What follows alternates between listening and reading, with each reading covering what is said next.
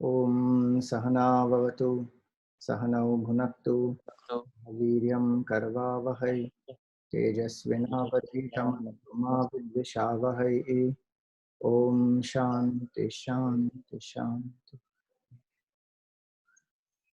ओम सदाशिवसमारंभां शंकराचार्यमध्यमाम् अस्मदाचार्यपर्यन्तां वन्दे गुरुपरम्पराम् श्रुतिस्मृतिपुराणानाम् आलयं करुणालयं नमामि भगवत्पादं शङ्करं लोकशङ्करम् शङ्करं शङ्कराचार्यं केशवं बादरायणं सूत्रभाष्यकृतौ वन्दे भगवन्तौ पुनः पुनः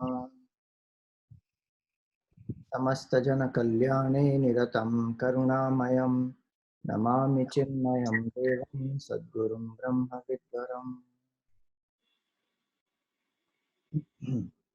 तपोभिक्षीणपापानां शान्तानां वीतरागिणां मुमुक्षूणाम् अपेक्षोऽयम् आत्मबोधो विधीयते. Okay. So Hari Om, salutations to all of you. Atmabodh, as we know, is the knowledge of the self. So in this text, different ways how to experience the self, what is the nature of that self, how to gain abidance in the self is what is explained here in this book. So we have seen till verse 29. Today we will see the 30th one. The main means to realize the self is to negate who I am not. So that is the sadhana in the Jnana Marg. It is called neti neti, to negate who I am not. So this 30th verse says that Nishidhya nikhilo padhin neti neti ti vakyataha vidyadaikyam mahavakyaihi jivatma paramatmanoho. So he says here, Nishidhya nikhila upadhin. By negating all the upadhis. Upadhi means our equipment, the body, mind, intellect. Nishidhya nikhila upadhin. How to negate it? Neti neti iti vakyataha. In the seat of contemplation, when I reject, I am not the gross body, when I am not the subtle body, I am not the causal body. That way, when I negate, this neti neti actually is a expression from the Brihadaranyaka Upanishad, where one negates what one is not. Neti neti iti vakyataha. Means any thought which identifies with the body. I am tall, I am young, I am handsome, I am old, I am sick, I am healthy. If it is a psychologically oriented thought which makes me feel less or more, or which makes me feel an identity, then I reject it, saying it, this cannot define me. This is the description of the body, not me. I am the witness of the body. I don't go through the changes with the body. I observe the changes in the body. Same way the mind also.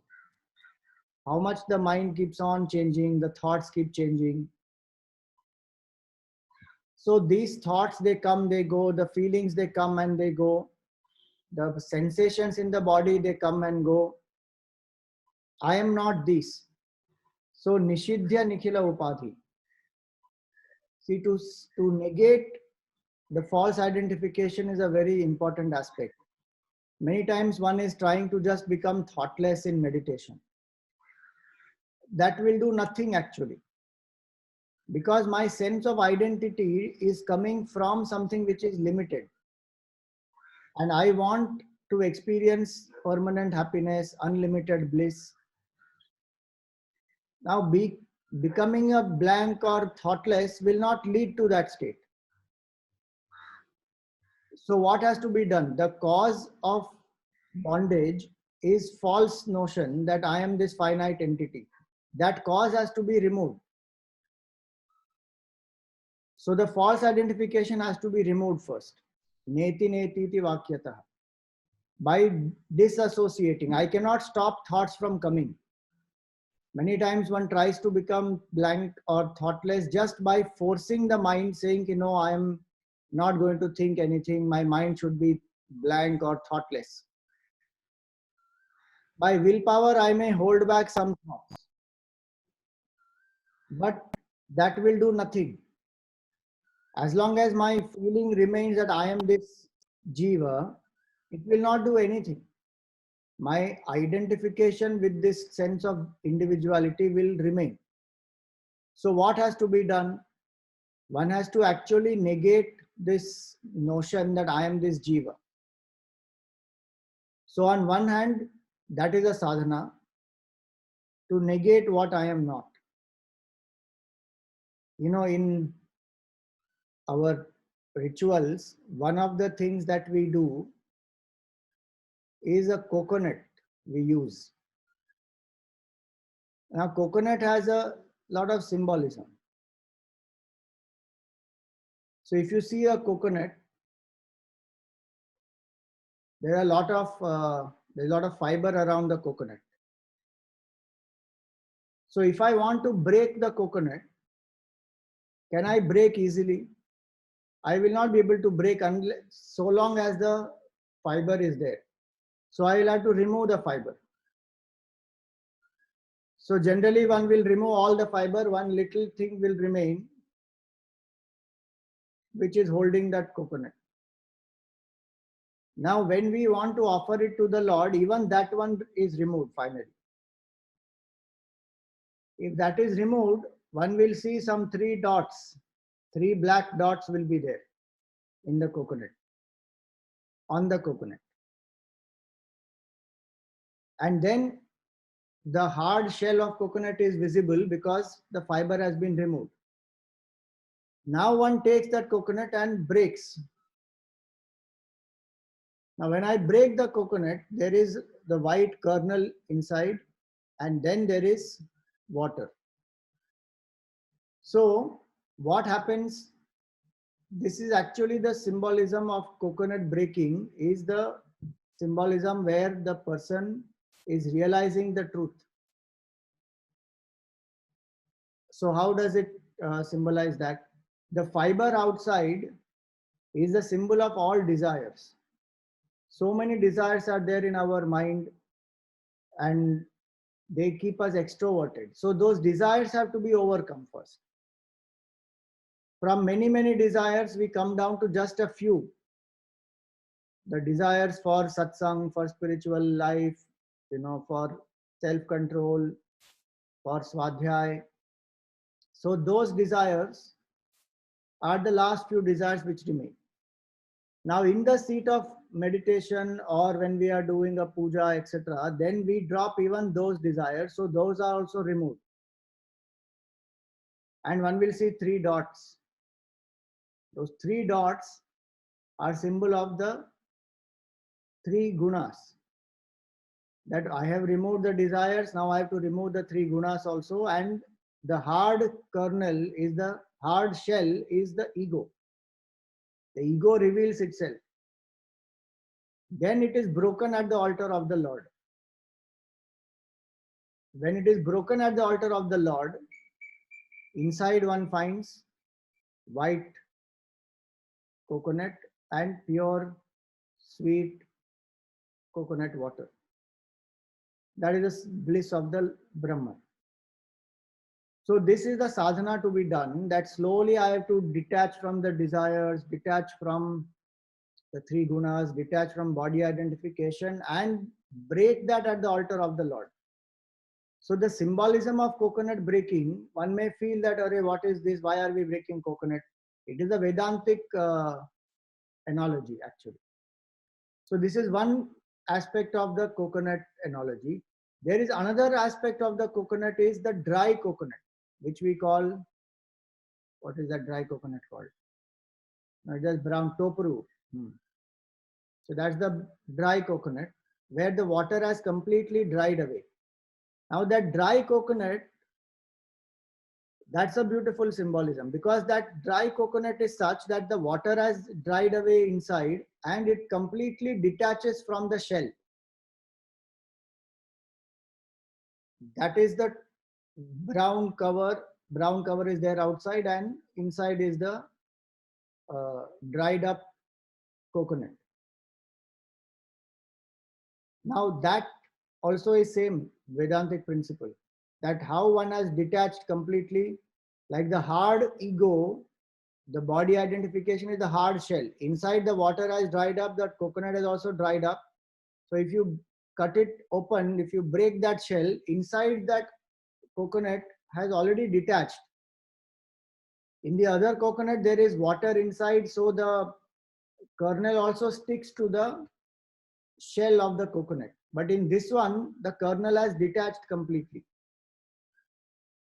So that is what the realized person is like. Completely detached from the body, mind, intellect. That person has done that following this. Nishidhya Nikhila Upadhi. Having detached from all the Upadhis, I am not the finite body, the mind, the intellect. With great effort, negating who I am not. Any thought comes about I, one negates it. Nishidhya Nikhila Upadhi, Neti Netiti Vakyataha. Then one part is negation. Then what to do after negation? Vidyadaikyam Mahavakyahi. Understand the oneness through the Mahavakyas. So what is a Mahavakya? A Mahavakya means a great statement which shows the oneness of Jiva and Brahman. Like Tattvamasi, Aham Brahmasmi, Ayam Atma Brahma, Prajnanam Brahma. So these are called Mahavakyas. And these Mahavakyas are, actually there are many Mahavakyas, but 4 of them are main. And these 4 are what we just discussed. Of the 4, the famous one is Tat Tvam Asi. That thou art. And you are that supreme reality. You are not the finite entity, you are that. So when it is said Tat Tvam Asi, one feels that how can I be God?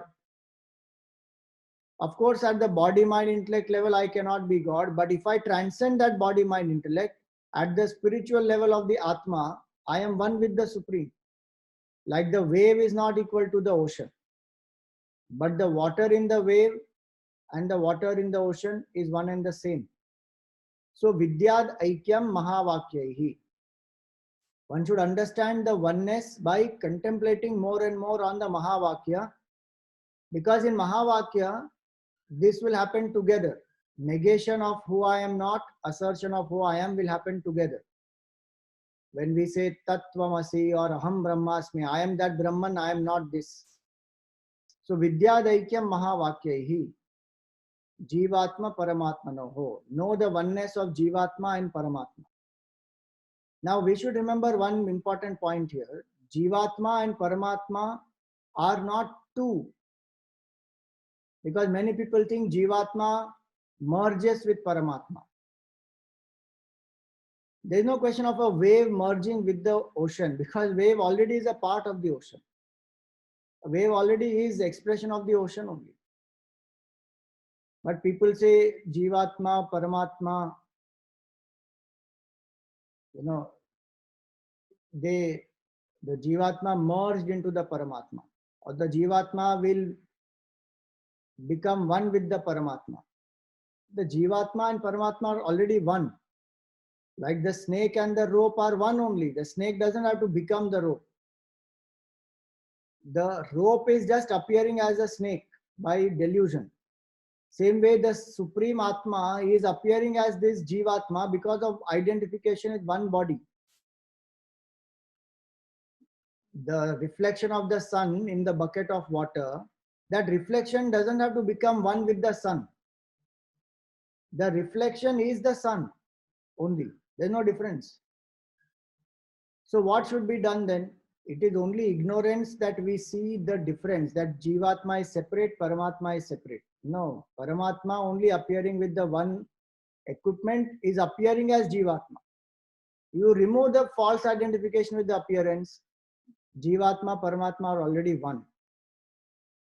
So from Vedanta standpoint, we should understand that Paramatma, the Jivatma never becomes one with Paramatma. Jivatma is already one with Paramatma. Like the waker and dreamer are already one. It is just that the waker is appearing as the dreamer. So they are not two. They are only one. And that's why Vidya Daikyam Mahavakyahi, the oneness is in destroying the sense of difference, the duality. And hence Vedanta says that the right thinking is a very important aspect. If I understand myself as I am truly, that is moksha. Moksha is not jiva becoming one with Atma, Paramatma. Because if jiva is not one with the Paramatma even now, that means jivatma is finite, Paramatma also is finite. That means the jivatma is something other than the Paramatma. So jivatma will limit the Paramatma. How can infinity have a limit? It becomes finite.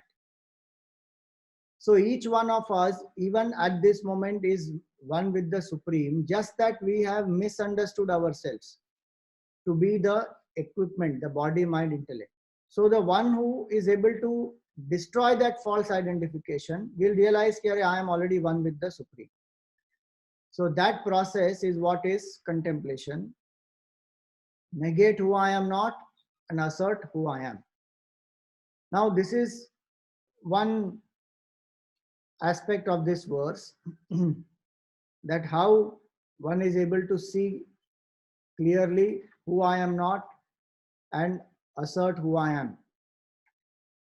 A little simpler adaptation of that in our daily life is we should know in our life when to say no. Neti, neti. The ability to say no is very important at the right time. Because many times we don't say no.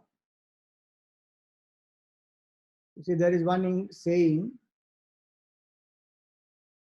promise in haste and repent at leisure. Already I have 10 things to do.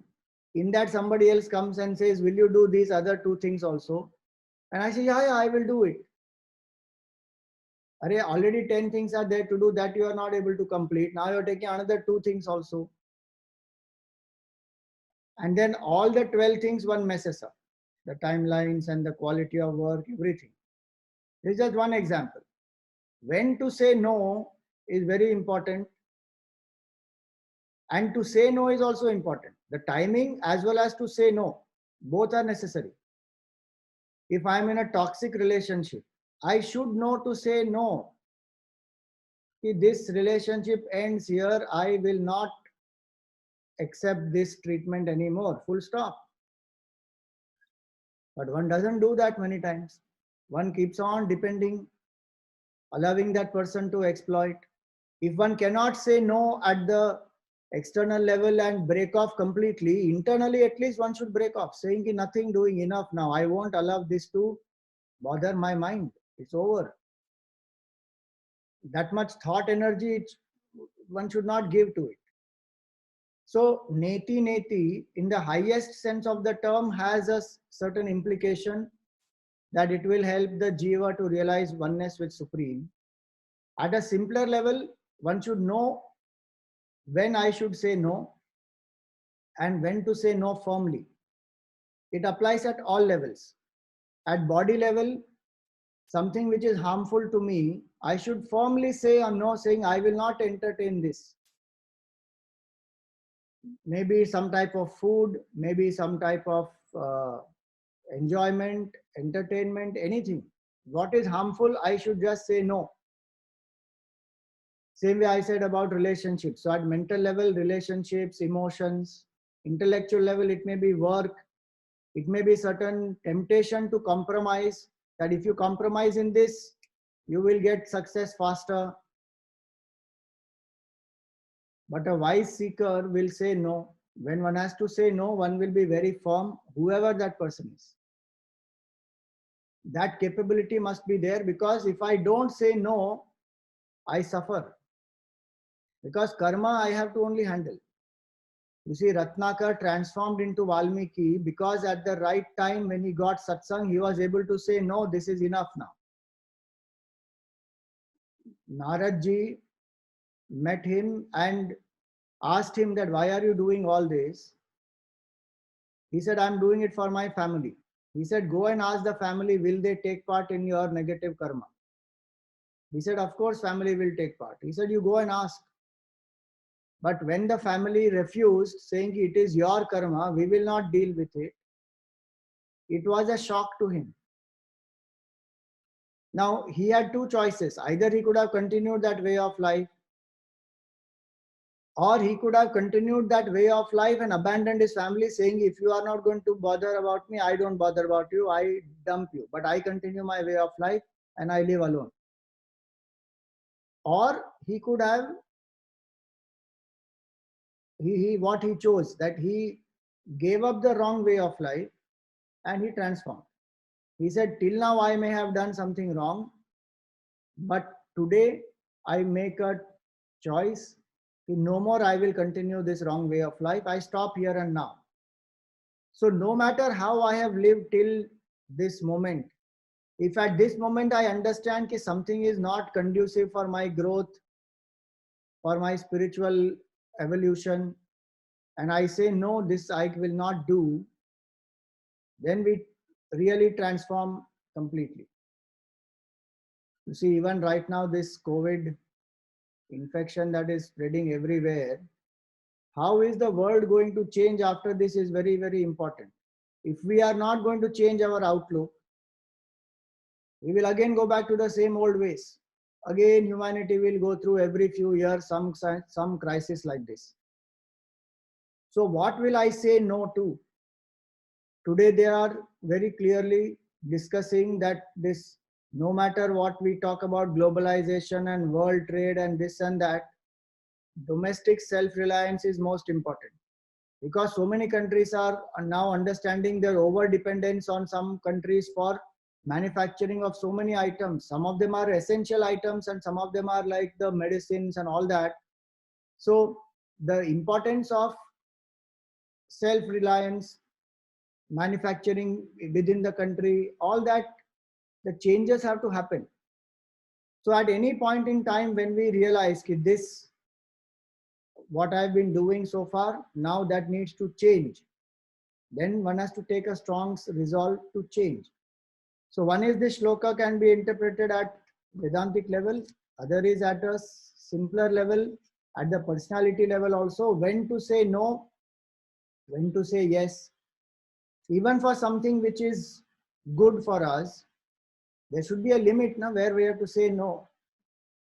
Suppose I'm eating some sweets. Now, how much can I eat? There's nothing wrong in eating sweets. But at some point I will have to say no, saying that this is enough now. More if I want, I will eat tomorrow. So the ability to say no and stop, that is a very important aspect. So that is neti neti. Now, from verses 31 to 36 are 6 verses which are to actually elaborate about this negation. What was said earlier as neti neti ti vakyataha. In brief, it was said there. Now, in detail, it will come. Negate the gross body, negate the subtle body, negate the causal body. So that description of negation will come deeper now. See, verse 31. Avidyakam shariradi drishyam buddhavaksharam etad vilakshanam vidyat aham brahmeti nirmalam. So these are verses actually which we can use for contemplation, steady contemplation. Avidyakam shariradi. From sharira, from this gross body to avidya, causal body, gross body, subtle body, causal body. all the three are drishyam, they are perceivable, and they are temporary, like the bubbles. They are perishable. Budbudavat ksharam. Etad vilakshanam vidya. Understand that the self is different from it completely. And what is that self? Aham brahmeti nirmalam. I am that pure self which is Brahman, which is imperishable, which is purest, which never becomes impure. So now this is the simple meaning of the verse. Now the fact is, if I want to realize the self, I must have detachment from my own gross body, subtle body, causal body, which was said earlier as neti neti. Reject who you are not. But for us to reject it, we must have a certain amount of vairagya also. That vairagya comes when I think about this, that this body of ours is perishable, like a bubble. However beautiful that bubble may look, in some time it will burst. So the bubble just bursts. Same way, however great this body may be, at some point the body becomes old, decays and dies. Whatever may be the lifespan, it is considering infinity. In front of infinity, this lifespan of the body is like a bubble. What is the life of a bubble? It's very, very short. So a person who understands this very clearly, that this body is perishable, then one will ask oneself, what is the best that I can do with this human body? That when this body is strong, when this body is healthy, then I use it to serve the society, I use it to realize the self. Bas. The body is actually meant for sadhana. Shariram adyam khalu dharma sadhanam. Body is the first tool to do the sadhana. So using the body for the sake of sadhana is the most important aspect. Rather than using the body only for some sense enjoyments, that anybody will do. In the Bhagavatam it is said that animals also, they eat food, they breathe, they have children, they raise up their children, they build homes. The animal also will do all that. But if human being limits oneself only to that, then what is the point? There the context is, this is in the second chapter in Bhagavatam. There they very beautifully explained that the ears that do not hear the name of the Lord are like holes for the snake to go and reside. The eyes that don't see the form of the Lord are like the eyes of a peacock feather. The peacock feather has eyes, but it cannot see anything. The nose that doesn't smell the tulsi offered at the feet of the Lord, that person is like a living corpse. The tongue that doesn't chant the name of the Lord is like a frog's tongue. The frog's tongue will just go out, take the fly or the insect and come back. You see? So the idea is that my whole body is supposed to be used to serve the Lord. In Bhakti Marg it is said you use the body to serve the Lord. In Jnana Marg it is said you use the body to turn within. Reject the idea that you are the body, because the body is perishable. I am existing before the body also. I have been existing before the body. I will exist even after the body. If I think I am this body right now, then I am actually saying I am a bundle of 5 elements. I am a bundle of dirt and filth. Vedanta says, are you this bundle of dirt and filth? The dustbin in the home, what is our attitude towards the dustbin? Nobody likes to go and stand near the dustbin and spend long time there. It will stink. A body actually is like that. It will stink. That's why one has to clean the body every few hours, put some decoration, some makeup, some perfume, something has to be done. Otherwise, it stinks by itself. So if I say I am this body, I am continuously affirming that I am this bundle of dirt. Vedanta says, Arey, you are not that, you are aham brahmeti nirmalam. Body is full of mala. Nothing that is coming out of this body is anyway auspicious. It is dirt and filth only. So what is this made up of? It is that only. So one has to negate that I am not this body. I am not the mind also. So the idea is if I negate this vairagya when I cultivate towards the body, then my mind will be available to turn within. Otherwise, the mind is preoccupied with body, the enjoyments of the body, decorations of the body, pleasures for the body, comfort of the body. And one goes on pampering this body. And how much will the body remain? At the time of death, what will come with me is my mind, my intellect, my senses, and my vasanas, and the self, of course. Body will be the first to drop. And that body, how much one goes on pampering. So here he says that avidyakam shariradi drishyam, what is seen, body is seen. One has seen the growth of the body from childhood to the teenage to youth to middle age, and how the body continuously changes. And one day it will die. With the death of the body, I don't die. With the birth of the body, I don't take birth. With the changes in the body, I don't change. So one who understands that very clearly will detach from the body, saying, I am not this, this is perishable. The thoughts and emotions in the mind, they come and they go. I am only a witness of these thoughts. So he says that, etad vilakshanam vidya. So gross body negated, I am not the gross body. See, body has mala. Same way the mind also has mala. Kama, Krodha, Lobha, Moha, Mada, Matsarya. They are 6 malas of the mind.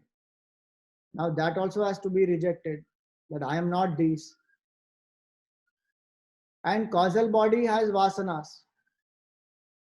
They also keep changing. So the first 2 lines are to say that all the 3, gross body, subtle body, causal body, they keep changing. And they are perishable. The very word sharira means that which can be destroyed. Shiryamanatvat shariraha. That which is perishable is called sharir. And all the 3 bodies will perish. Gross body also perishes at the time of death. Subtle body perishes when we realize the truth. Subtle and causal body perish when we realize the truth. Then what remains? Only Atma remains. That's why we are not the gross, subtle, causal body. Etad vilakshanam vidya. I am completely different from this. Then who am I? Aham brahmeti nirmalam. That which is the purest, that pure Brahman am I. Body has mala, subtle body also has mala, causal body also has the taint of vasanas and avidya. So all the 3 are destructible, perishable. So the idea is to have vairagya that I am not these, not to encourage these, to drop, especially in the seat of contemplation. When I am working in the world, I use the body and mind and intellect as a tool, but I don't think I am this. That requires great amount of alertness also to say that this is a role, I am different. So there are 2 sadhanas that one can practice. Either one can say that I am a sakshi and I observe the body, mind, intellect functioning through the day. Or I tell myself this is a role, I am something different. The second one will become more easier actually. Like one plays any role in a play or in a, in any form of enactment, where one knows this is just a role, I am not this. I am something else. So in the same way, when one is playing a role as a mother, as a father, as a friend, as a spouse, whatever role I am playing, if I remember this in my mind, that this is only a role, I am not this, that will give the necessary space that is required. So that when I sit for contemplation, I can drop all the roles. Today, when we sit for contemplation, the roles overpower us.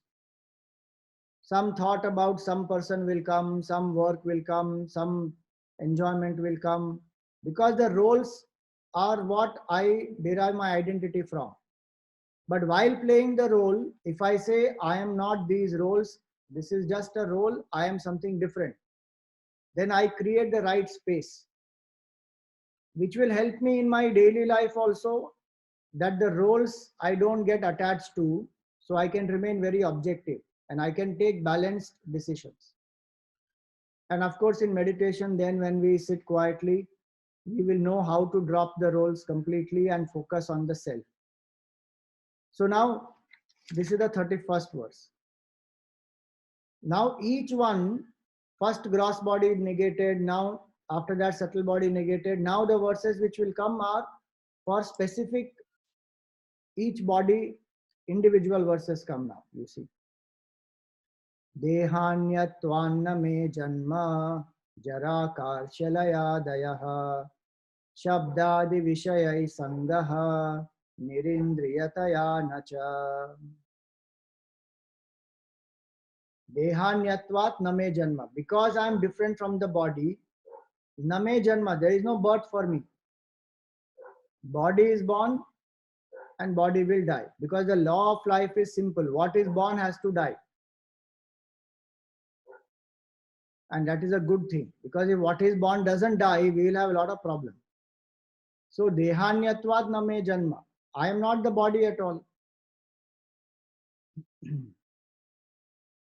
And because I am not the body, jara, old age. Jara is when the body starts becoming old. Karsha, the wrinkles start coming, one becomes uh, senility of the body. Laya is death. So Janma, Jara, Karsha, Laya. These are the changes the body goes through. He says, I am not this. Now this we must apply very, very clearly in times of pain especially. If the body is in pain, some disease has happened or some fever has come or anything, headache is there, at that time can I tell myself I am not the body, this is the condition of the body?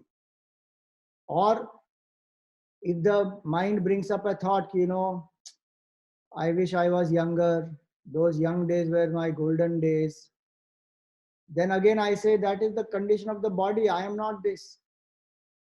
So whether it is old age, whether it is disease, or if one feels, I wish I was more brighter in life, my skin is little more dark, or the opposite. At all such times, when self-descriptive thoughts come, which are associated with the body, then what should one do? Negate, saying, I am different. This is the condition of the body completely, not mine. Dehanyatvat name janma jara karsha layadaya. And including fear of death. What is born is the body, what will die is the body. I am existing before the body, I exist after the body also. So why should I fear? The fear of death comes only because I don't know who am I. So I think I am only the body. Also fear of death comes because I feel I will be separated from all my people and all the things I've collected. So then fear is there. But that fear can go. How will it go? When I contemplate more and more that I am not this body. Even right now, so much fear is there in everybody's mind. What will happen? Corona is there and disease is there and so many people are dying across the world. So no doubt it is a dangerous disease. One should be very alert, careful, take all the precautions. But as a Vedantic student, there is nothing to fear. People today are equating it to death. Coronavirus equal to death. There are many who have recovered also. And for a Vedantic student, if it has to die, the body will die. At any point, some point, the body is going to die. Why should one live in fear and die every minute? I don't know who said, Shakespeare said or somebody else said. Heroes, cowards die again and again, but heroes die but once. So if I keep living in the fear of death, when it has to come, it will anyway come. Nobody can avoid it. If I have developed enough detachment, then I can look at death eye to eye and say, Chalo, I'm ready, let's go. That is the detachment one has to have from the body. No fear of death, because that's the condition of the body. So Janma, Jara, Karshya, Laya, all these are conditions of the body. So he says, Dehanyatvat name Janma. Because I am different from the body, I don't have these four. Then Shabdadi Vishayai Sangaha.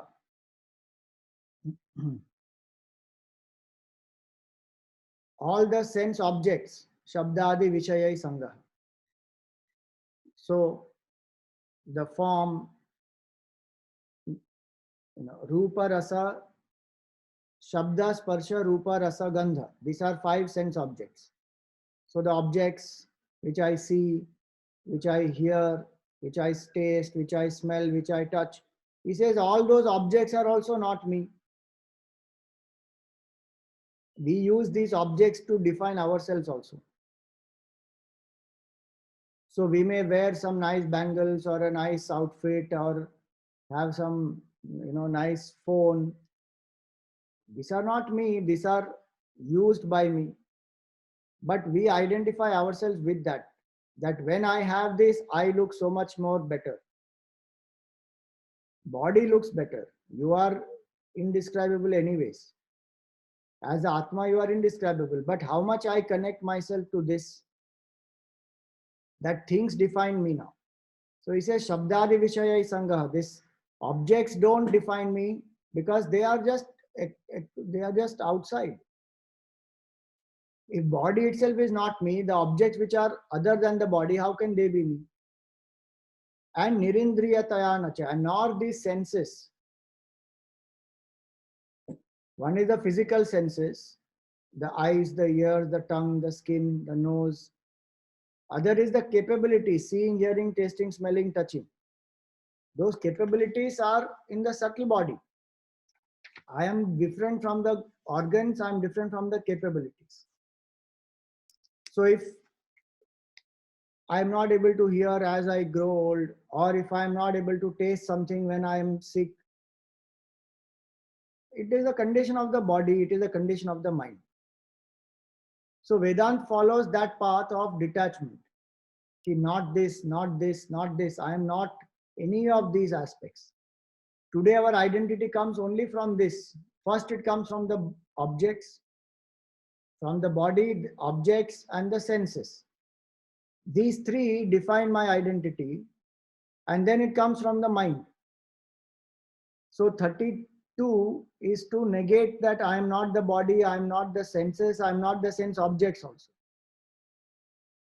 33 is to negate the mind now.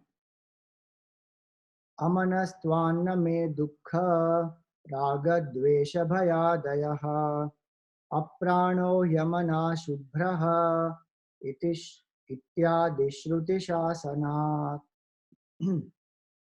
So he says amanastvat name dukkha, because I am different from the mind. How do I know I am different from the mind?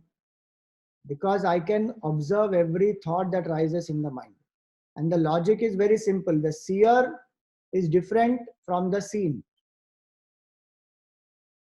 So if I am able to see something, I am different from it. Right now I am seeing the computer, so I am different from the computer. Same way I can see the mind, I can see the thoughts, I can feel the emotions. So I, who is the thinker or the feeler, is different from them. So amanastvat name dukkha. A thought of dukkha comes, I feel I become dukhi. Thought of sukha comes, I become sukhi. Now these thoughts, they come and they go. The moment I identify with them, then I become dukhi or sukhi. So raga, dvesha, bhaya, krodha, sukha, dukkha, these all come into the mind because I identify with them. If I don't identify, there may be an object for dukkha. The mind may have the thought of dukkha, but I will not be dukhi. So these three steps happen. Suppose I feel very good. Let us say I ate something very nice. I'm feeling very happy that I ate some rasmalai today, example. Now the object of sukha is that rasmalai. Then when I ate that, mind felt happy. The craving for that rasmalai went down, so I experienced happiness. But I will not feel happy unless the thought comes, I am happy. Object may be there, association with the object also may be there, but till the thought doesn't arise that I am happy, one will never feel happiness. The same rasmalai, somebody who doesn't like, you feed them, the object is there, association is there, but the thought in their mind is, I am dukhi because you force fed me this rasmalai, I don't like it. So what made me sukhi is the thought that I am happy, I like it. What made me dukhi is the thought that I don't like it, I am unhappy. Now, this I, when it is associating with sukha and dukkha, then only there will be sukha and dukkha anubhav. If that I doesn't associate with sukha and dukkha, there will not be any sukha dukkha anubhav at all. And so, the verse here is telling us, I am not this mind at all. Hundreds and thousands of thoughts come in the mind. Do we identify with all of them? No, we don't. Suppose a thought comes in my mind that, chalo, let me do some japa. All the time the thought comes, I don't do japa. So many times I postpone, I say not now, later on. So I don't identify. So if I don't identify, it doesn't affect me. If I am able to do that with the other types of thoughts, of sukha, dukkha, bhaya, krodha, all that, then I will remain undisturbed. And because I don't support it, it will die automatically. Thoughts sustain because of our support and our encouragement. It is like a subscription, we are subscribing to the thought again and again. If you don't renew the subscription, it will end, it will just die. There is nothing more to it. One thought comes in the mind of some frustration, when this lockdown will end. Now, if I renew that thought, if I add to that thought, then it will grow. Suppose I divert my mind saying, okay, it will end when it has to end. Let me think of some nice thing right now. Over, the mind is changed. So our mind is, the analogy given is, our mind is like the Havan Kund. And our thoughts are like the fire. And our senses are those people who are sitting around the Havan Kund. And this Ahuti is all the sense objects that are being offered. Now the sense objects I go on offering, and in that I offer ghee with that, the fire will keep increasing. What has to be done to put off the fire? Nothing. You just stop offering, the fire will die on its own. Fuel will go away, fire will also die. Because there's nothing more there. It will just perish.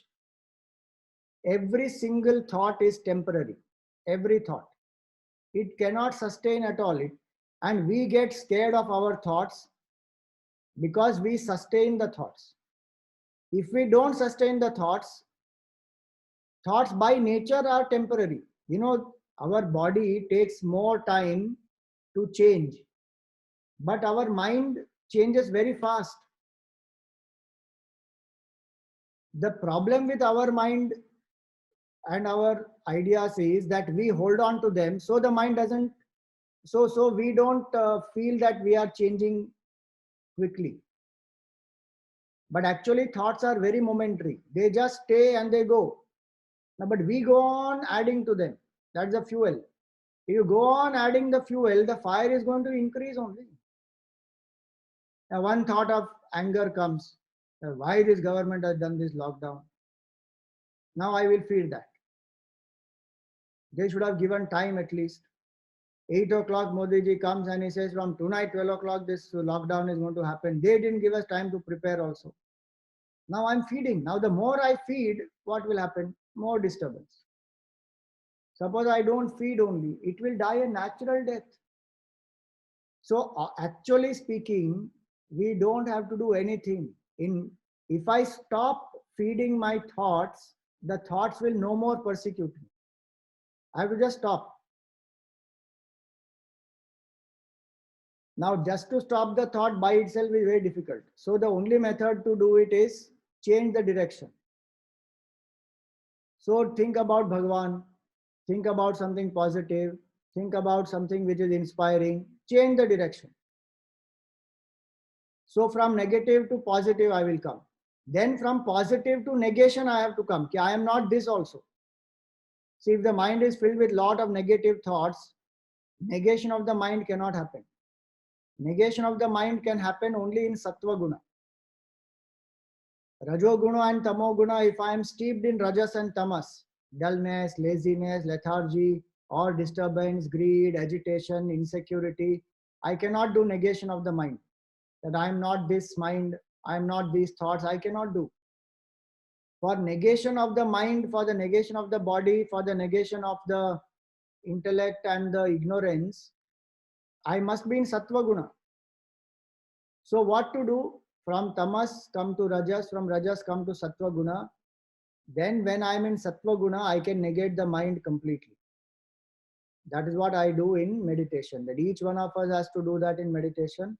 That come to the sattvic state and negate, I am not. After that, any thought that comes in the mind, say, I am not this, I am not this, I am not this. It is just a thought. Watch. How we watch? When you go to a beach, we watch, the waves, they rise, they stay, they fall. Again, the new waves rise, they stay, they fall. We are standing on the shores and we watch happily. Nothing happens to us. In the same way, waves of emotions will rise in the mind, thoughts will rise in the mind. Watch, they come, they go. I am a Sakshi. Before the thought came, I am there. While the thought is there, I am there. After the thought dies also, I am there. I am unaffected by the thought.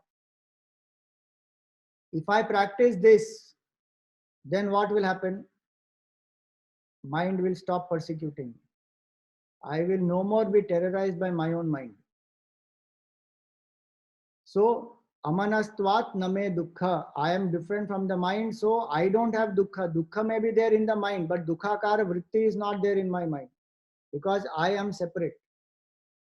So we have to disassociate the I with the thought. Then the thought dies on its own. So name dukkha raga dvesha bhayadayaha. And he quotes a scripture, Mundakopanishad he quotes here, Aprano hyamana shubhraha. Mundakopanishad has this shloka, Yatta adresham agrahyam agotram alakshanam achakshu shrotram tadapani padam. Like that, there are some very powerful mantras.